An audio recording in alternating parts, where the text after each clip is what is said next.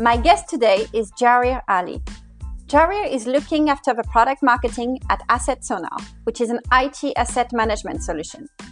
Before joining this team, Jareer got an MBA in one of the top business schools in Asia. He is a truly international professional. Not only is working in a diverse and multicultural team, but he also did an exchange in France and worked with an American company. I found him to be passionate about tech and strategy and how to make an impact which is positive on the world. In his current role, he interacts with a product manager on a daily basis, and that's the reason I have invited him to this podcast. We talk about product marketing, of course, including sales enablement and content creation like running campaigns and webinars. He also shares his views on MBAs and what makes a product stand out from competition. I had a lot of fun talking to Jareed, and I've been delighted by his responses. They surprised me, and I hope they will surprise you too. Enjoy.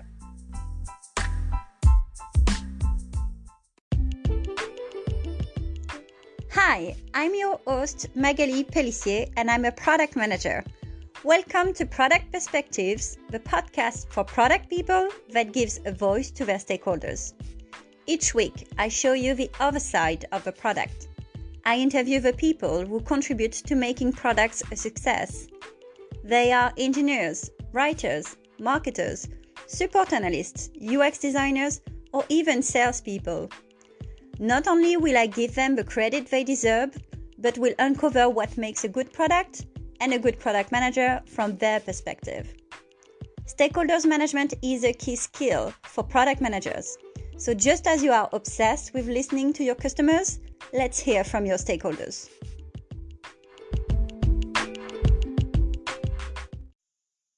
Thank you very much, Jareer, for joining me today. I'm very excited because it's the first time I've got somebody doing an interview from Pakistan and working remotely with a US company, which seems so far remote. So we're going to explore that aspect as well of the remote working. But first of all, you work in product marketing, and it can mean different things depending on the company. So can I clarify your area of responsibility? Yes. So Magali, first of all, thank you so much for giving me this opportunity to interview with you. So at my company in AssetSonar, so product marketing basically entails go-to-market and positioning strategy, right? So that's the foundation of product marketing. That being said, we are also responsible for sales enablement, and we are also responsible for helping content team come up with the right content, especially towards our target audience, right? We're also involved in a number of campaigns. We are also doing some webinars, some very, very exciting customer journey maps, ROI calculators, and all that sort of miscellaneous work. How I see it, I think it's something that's helping company step closer towards its revenue goals. Its product marketing is something that would help a company in achieving its targets in terms of customer retention, customer satisfaction. So yeah. Great. And how did you end up in product marketing? What's your background? Honestly, I was in my MBA. I did not have any idea about what product marketing is, right? As we graduated out of our business school, so one of my friends got job with this company, and he was working as a product manager in the same company. So he started talking about SaaS. He started talking about this tech thing. So that really excited me and, pushed me a step closer towards the fact that why not? This is an interesting area to explore. But that being said, I was someone, and that's even today I see myself as someone who's very excited for marketing, right? Because marketing is something that's very close to my heart. So there is this product marketing thing that I found at the intersection of product and marketing. So hence I decided to apply to the company, and they were kind enough to offer me a job. So that's how I'm here. Great. You've just said that you did an MBA. So do you think an MBA is absolutely important for somebody in product marketing? And what benefits did this MBA bring to you in your job? Absolute, I believe, is a bit harsh term, I'd say. MBA isn't absolutely necessary, but that being said, MBA does add value, right? MBA helps you with a lot of tasks. So I'll give you an example. A couple of weeks back, few of us were sitting and my boss asked me if anyone of you has an idea how to come up with customer journey maps. And that's something I recently did during my startup course in my MBA program. So, at times you feel that MBA would help you because you're just out of school and that's where it adds value. But that being said, you can land with the product marketing role even without an MBA, right? But the problem is that when you start growing and after 5 or 7 years, when you want to move to a more leadership focused role, I believe that would be the key point when you'd realize that what's the value of an MBA. So yeah, I think moving forward, it would be a necessity. But if you'd want to jump into a product marketing role, say at an executive level or an associate level, this isn't a necessity. Okay, so for people who are listening and who think, oh, maybe I should consider an MBA, can you talk me through when did you make that decision of doing an MBA? What drove you to think, oh, okay, I'm going to take the step and actually do it? There were actually a number of factors because we live in a sort of society where parents would have certain pressure on their children to, complete their education within certain period of time, because after that they would want them to get settled. So there was this pressure, right? It would have been some time since I did my undergraduate and I was working, but I wanted to work in a more specialized role and I wanted to work in a more, you could say, a tech savvy sort of a role. So these were few factors that personally pushed me towards an MBA. Great. Thank you. Yeah, I've been wondering as well, because I think that even if some companies say they only look at the experience and all of that, when you want to get to some leadership roles, it may help. And sometimes it's not only about just having MBA on your CV, but all the things that you learn actually and that you can implement in your role. Yes. Great. So I want to dive a bit into your experience right now. So you work at AssetSonar, which is an IT asset management company that helps companies organize, track, and report on their technology landscape from a single space. So can you tell me a bit more about the product and especially about the value? Right. So what happens is that when companies start to grow, especially startups, when they start to grow, so generally they are tracking their IT assets, such as you work in any sort of a company. So there are these laptops, there are these headphones, there are these internet devices, right? So they would typically be tracking those things on Excel sheets, right? But as the size of company grows, it becomes really hard to track all those assets via an Excel sheet, right? And companies have started noticing a loss. I was reading this somewhere, I cannot recall exactly where, that on average 10% of an assets of a company get lost or stolen in a calendar year, right? So that's where we jump in, right? So we would help them to keep a track of their IT assets. We would help them to keep a track of their software assets, right? Which could be software licenses, such as there are 3 designers on team and they are having 5 seats of Canva. So we're telling them that, hey, these are your 2 seats of Canva that are going unused. So probably you need to revisit that plan. So that's where we add value, right? Sorry, so to clarify, it is not only assets like a laptop, it's also licenses then? Yeah, so it's hardware assets and then there are software assets. So we take care of both hardware assets and software assets. Great, thank you. So this is a B2B product and it can be quite technical. So how did you get up to speed with the product if you don't have a technical background? Yes, that's a very interesting question. So I also did not have any technical background when I joined the company, right? I did my undergrad in economics and then I did my MBA. So I had no technical background. But the product in itself is so easy to understand. Yes, there are some terms that I understand are difficult, right? But when you start using it and when you start, my boss used to say one thing that's very simple.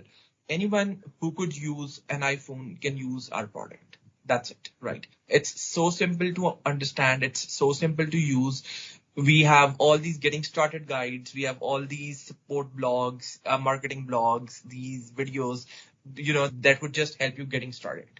Yeah, I guess if you get started in a company and you can't understand the product, how can we expect users to understand the product? Exactly. I'm assuming there are other competitors on the same market. So what is the key differentiator of your product compared to competitors? That's something that we are even recently working on, right? So we speak to different customers and we ask the same question, right? Because we have customers jumping in from other competitors. They say that how seamlessly our product sits between all their systems and how beautifully it acts as a single source of truth, right? That's something that really, really excites them, right? Our users. That being said, we have received a lot of appreciation on our UI and UX. So that's again a big plus for us. So that's the other thing I'd say. And the third thing, the customer relationship, that how our CSM team has maintained those customer relations, right? I mean, there was this guy, he was talking to my CSM lead and they were just talking like good friends. Okay, so I take the 2 points from it, and I found those 2 points very surprising because you did not give me a particular feature of the product. You told me 2 things. You told me, one, it's based on the feedback we get from customers who've come from competitors, and it's mostly about the user experience and mostly about the customer relationship. So it's not a particular feature. It's not a particular thing that they can do. It's how they feel, basically, when they use the product. They feel it's easy and they feel listened to and that your company cares about them. I mean, it's not that common that we think about your differentiator like this. So, yeah, I find that very surprising. And this is very good because we tend to forget about those things. Yeah, exactly. And, I tell you something. So there are features that, most of the product operating in this space, they have more or less same features, right? So if you have to do a 2-feature comparison, you'll find that most of them are very close to each other. But what really differentiates you against the competitors is how swift your product is, right? How quick your product is, what kind of experience user is getting, how quickly it's resolving their pain points. Because, I mean, you could have all fancy sort of, UI, but customer is essentially not looking for something that's on the screen. So yeah. Right. Very interesting. So how do you make those differentiation points clear in your marketing messaging? Because it's not like you can show a screenshot. I mean, maybe for the UI, but how do you advertise and sell those differentiators then? Yeah. So you basically have to give the similar feel to a customer, right? That how our customer CSM folks speak to them. So for example, a marketing tool that we typically use is a webinar, right? Whenever we are introducing a new feature. So that gives us a very good opportunity to showcase both the things. One, that how friendly our CSM folks are, because generally they're talking in our webinars. Two, how swift and seamless our UI is and how great our feature is. So these are the 2 things that really helps us to showcase. In addition to this, we would follow all the, marketing practices such as going by the book, showing, all the brand colors, UI, UX colors, all the brand designs, and following all those sorts of things. So you've just talked about doing webinars. So what's your role exactly in those webinars? So who creates them? What is your role? How much do the CSMs contribute? And how much does the product team do then to put together a final webinar? I have just talked about webinar as an example of one of the tools, right? So we also do a lot of other marketing activities and marketing campaigns, right? So as far as your question goes, PM folks are involved when we're planning the webinar, right? So which 3 key features are we going to target, right? What is going to be the ultimate objective of that webinar? So for example, are we going after feature adoption, or are we going to do an educational webinar? So that's the involvement of PM team. Involvement of a product marketing guy is a lot, right? It from the start till the beginning. So you have to manage all the logistics, right? Listing down all the potentials that you're going to send invites to, listing down all the customers that you're going to send invites to. Because if you're doing an industry specific webinar, then you'll probably need to be very specific with your target audience. So that's one thing. Following this, when you have 3 features, for example, you are doing a feature webinar. So then positioning those 3 features against competitors, developing all the content around those features, and then sharing that slide deck with CSM folks and doing all the practice runs with them, recording them, getting feedback from the leadership team before actually going out and sharing that with our target audience. That being said, along with this, we are managing social media campaigns, email registration campaigns, and managing all the customer queries. So yeah, I mean, that's a lot of work.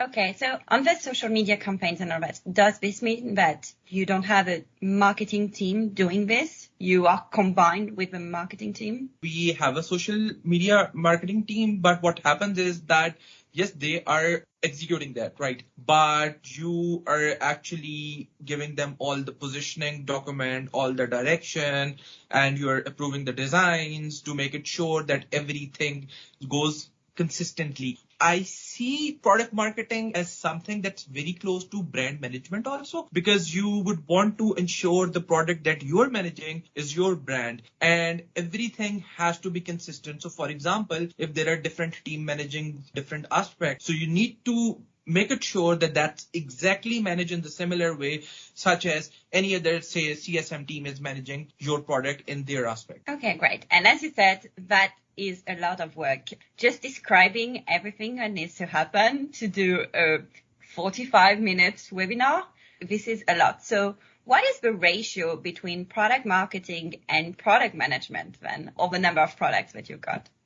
It's different for different products. I can speak for my product. So we have 3 PMs and there is 1 product marketing, 3 to 1. Okay. So that is better than I've seen in some companies. It can be challenging, especially when you have like a big launch to do. With that, what do you think are the challenges you face when you work with product managers? Because you have roles that sometimes overlap. You have skills which can be complementary and sometimes overlap. Some PMs come from the product marketing world. Have you got some examples of times when it didn't quite work as you would have liked to? Yeah, it could sometimes get challenging in a way that there are some gray areas. I'd call them gray areas, right? You are not sure that is product marketing owning that or is product management owning that, right? So how we typically go about this is, and that I'll give all the credit to the product manager that I work with. He's a really nice guy. So we typically collaborate on that.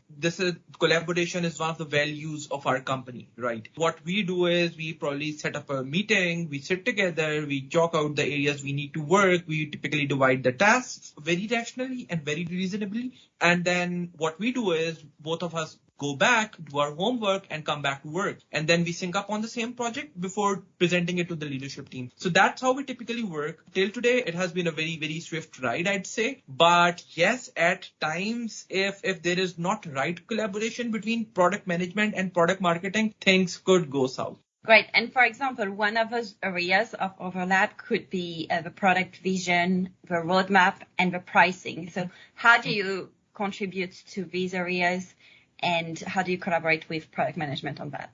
Yes, that's a great question because these days we are also working on product vision and product strategy, right? So I'll give you an example.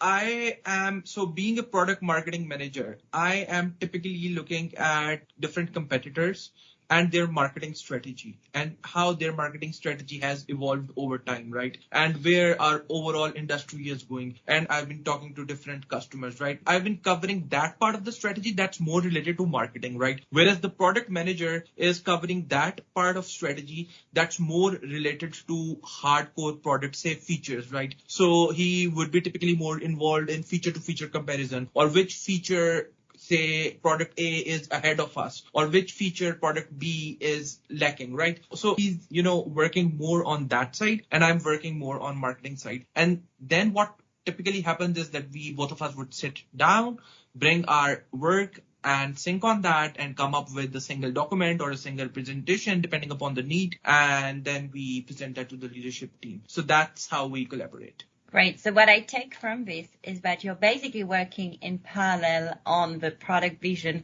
from 2 different perspectives. And yes, that is quite in contrast with what I've seen in some product management organizations where the product manager does most of the thing on their own. Product marketing does things on their own, but we're not quite sure because we don't really talk that much to each other until we reach time to launch a feature, a product. And this is where we involve finally product marketing and say, oh, actually, we're not quite aligned or we should have worked on it earlier. Yes. So I think typically the company that I have been working with has been in this business for more than 10 years, right? And there is a learning curve that every company has to go through. And possibly when this company started, I'm not sure, maybe they were following a similar situation as you have just shared. But over time, as things improve, now we are moving very systematically. Even a feature that's being, planned for Q3, me and my product manager were discussing that yesterday. So, since we have a couple of months to plan all the campaign around that and all the support documentation that's required for that, but still way ahead of the curve. So yeah, I'd call that as a strength of my organization. Great. So in this podcast, I also like to have a question from somebody you know. So this is Hamza, who is product manager in your company. Hey Jareer, this is Hamza. Being a product marketing manager, what's your favorite part about interacting with us, the product managers? That's interesting because I'll really have to think hard to come up with one because we collaborate on so many things. So yeah, I could say that just like I've just shared that we're working on strategy part, right? So this strategy part, I believe, has taken my relationship with product manager to a next level, because otherwise we were following a set pattern, right? Everything, just like I've shared, that our organization has very set level of policies. But this is something that even new for us, and that's something that we are even experimenting with, right? So I think that's my favorite part, because that the extra pressure that comes with uncertainty, yet when you start seeing fruits of the research and of the strategies that you're making, that's, I think, great. And when you look back and you see that you and product management collaborated on that task, that's, I think, something that, makes me feel great. Great. That was an awesome question, I have to say, because it focuses on the positives. And in this podcast, I like to be a bit cheeky and say, okay, what's not working, and tell me what we can do about it. So this was a good question about what you love. He's a great guy. Actually, he went with me to France during my MBA. So he's a great guy. Both of us attended an exchange term there. So yeah. Good. And actually, when you started thinking about your answer and you said, oh, that's a tough question, I thought, oh my God, you're going to say you can't find one. No, I think that tells of the great relationship you two are having. That's awesome. All right. In this podcast, the final part is actually fun. So I'm going to make several propositions to you and you pick one of them. If you want to elaborate on why, then feel free to. B2B or B2C? That's a tough one, but I'd want to go with B2C because I've already worked in B2B and would like to see how B2C things work. Interesting, because usually people would say, oh, B2B, because I've always worked on B2B. But you actually say the opposite, B2C, because I want to see it. I'm someone who'd like to experiment and who'd like to, learn about more things and new things. So I think it's always good to go out and learn about new things and experiment with new things. So yeah, I'd want to do B2C.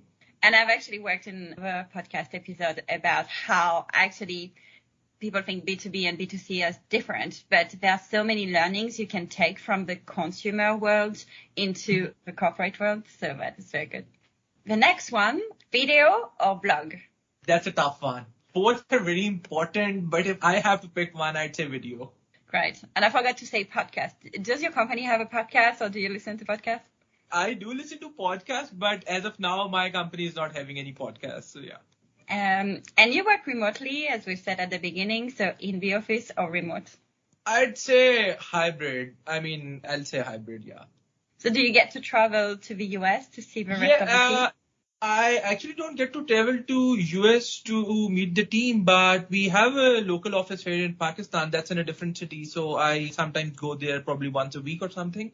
Okay, great. So if I have to summarize the conversation and think, okay, so what did I learn? So I learned that product differentiation is not only about what's in your product exactly. It can be the user experience. And I think the product designers will be happy with that, to hear that we should put a lot of emphasis on this, and the customer satisfaction with how we manage the relationship. I've also learned that you can have great relationships between PMs and product marketing, and especially collaborating on things on the vision. If there was one call to action for you to tell to product managers to work well with product marketing, what would it be? I think it's open communication. Nothing can beat open communication. Open and honest communication is one core piece of advice that I'd give. Great, perfect. And if people have enjoyed this episode and want to carry on the conversation with you, how can they contact you? Yeah, they can feel free to drop me a message on my LinkedIn. You can link my LinkedIn profile with this podcast. So yeah, I'd be happy to interact. Perfect. Thank you very much. It's been fun and I've learned a lot. Thank you so much, Magali. It was a pleasure, and thank you so much for inviting me here. Perfect. Great.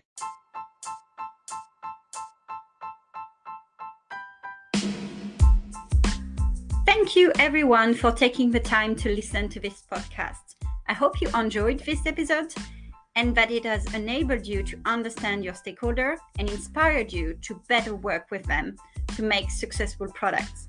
If so, please share the link with your friends and colleagues. And if you want to suggest some topics, some guests, if you have questions you'd like me to ask during the interviews, or if you have any feedback, you can write to me at magalipellissier@hotmail.fr.